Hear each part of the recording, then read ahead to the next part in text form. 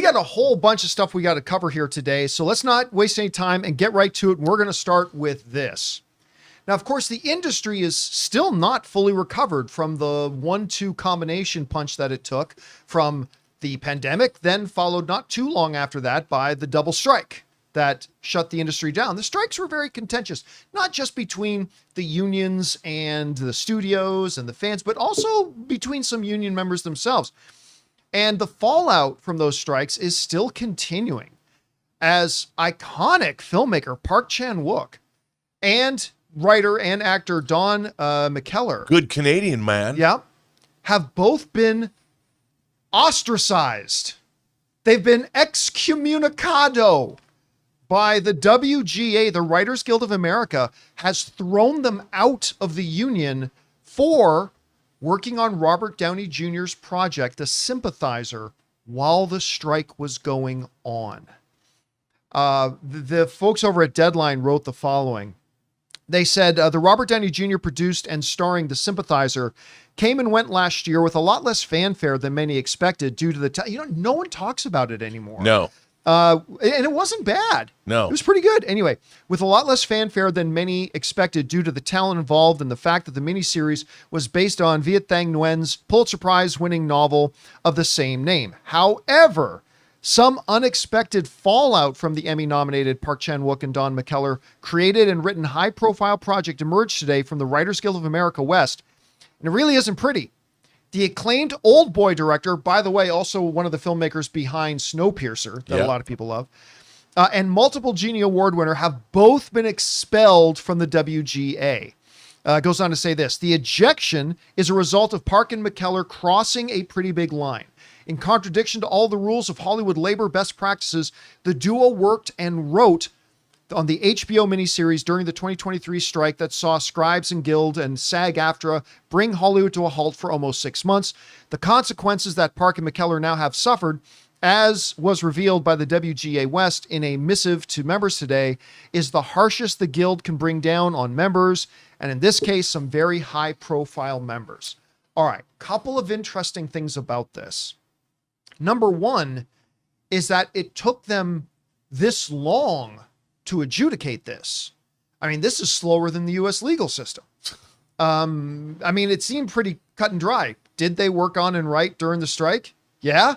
Okay, well, then we got to figure out what the sanctions are. Maybe it took them a long time to figure out the sanctions.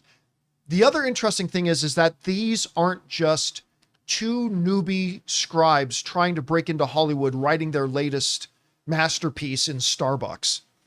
Like, these are established Hollywood filmmakers, right? Especially in the case, when you're talking about careers and overall stuff like that, especially in the case of Park Chan-wook, who has developed some majorly high profile stuff.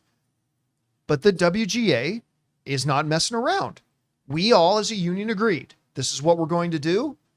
And while everybody else sat out, you worked. And you worked on a project. And I mean, I don't know what their other options here were, Rob. I mean, I guess you could find them. I suppose you could find them. Did they both direct on that show? Were they also? I can't remember. Because one's Canadian. Which wouldn't be a problem with the WGA if they directed, because again, the Directors Guild wasn't on strike. Right.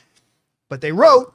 Yeah. And they're members of the WGA. I mean, To me, it's like we have heard stories of underlings being ejected, and it's like, we got rules. It would be really unfair to have these people who are up and comers to just, you don't know their name, so it's easy to eject them. But if someone's famous and has money or influence, we'll make different rules for them. Yeah. Not the case here. Like, my first thought was, this seems rather extreme, like throwing them, because listen, not being a member of the WGA, Rob, you know this. This carries major repercussions for them in their careers and what projects they can and cannot work on in the future. Right. Major problems. Especially studio movies. Yes. I mean, all the studios are WGA signatories. Can't work with them now. Right. So my first thought was, this seems a little harsh, like maybe a fine. But then I thought about it. If you're trying to create a deterrent and you just fine these guys, here's what's going to happen during the next strike. Writers are going to look and say, well, I'm not supposed to work right now, but you know what? I'll do it. And what's the worst that can happen? I'll lose out on the money I made working on it, but maybe I won't get caught. I mean, I guess that the punishment has to be severe to be a deterrent. But anyway, Rob, you saw this as somebody who has worked with many members of the WGA. You and I both know many members of the WGA. What do you think about this move that they took today? Oh, I think it's harsh, but I'm curious because Park Chan-wook is South Korean and Don McKellar is Canadian. And this is the Writers Guild of America. So obviously they've done it. So they were members of the WGA. So I'm curious, though, about how, Park Chan-wook has made some incredible films. He also made an incredible horror short called Dumplings, that if you haven't seen it, it's delightful. And I wonder about, and Don McKellar I've always liked both as an actor and as a filmmaker. I think he directed a movie called Last Night, which is literally about the last night on Earth before the Earth ends. I remember that one. I saw that one. Cronenberg's in it, and it's I think he directed it. But yeah, this is hardcore. So By the way, sorry, this is Ishmael. In Last Night, they never do say what's ending the world. They never do. They never do. Yeah. But David Cronenberg plays a guy who works for the power company, and he's calling every single customer. I want to thank you for your customer, for being a customer of the power. And he's trying to get through the entire list before the world ends. But yeah, I really like that movie. But I'm curious. I would love to follow up and find out more about this. Like how did the decision go down? Just to figure out what it was they're thinking. I mean, obviously they worked during the strike. That's it. It's kind of cut and dry. You either did or you didn't, and they did. But I'm curious, does the fact that they're foreign nationals count for something? Are there exceptions? Well, I don't know. Park can still work in like South Korea. He can, most of his movies are Korean. Where it's not, anyway. it doesn't matter if you're a member of the WGA or not. He can still work on that stuff. But again, as far as his Hollywood, yeah, I mean, I'm wondering but even if he makes a movie, let's say he writes and directs a South Korean film, and a domestic studio wants to acquire it. I don't know if they're allowed to. Yeah, that's what I'd be curious to see if that's the case. They might have to acquire it after. Anyway, guys. Question is for you. What do you think about this? Like Jonathan was pointing out, like we're used to seeing punishments being handed down to underlings. These are high-profile dudes being kicked out of the WGA, completely affecting their ability or now inability to work on Hollywood films moving forward.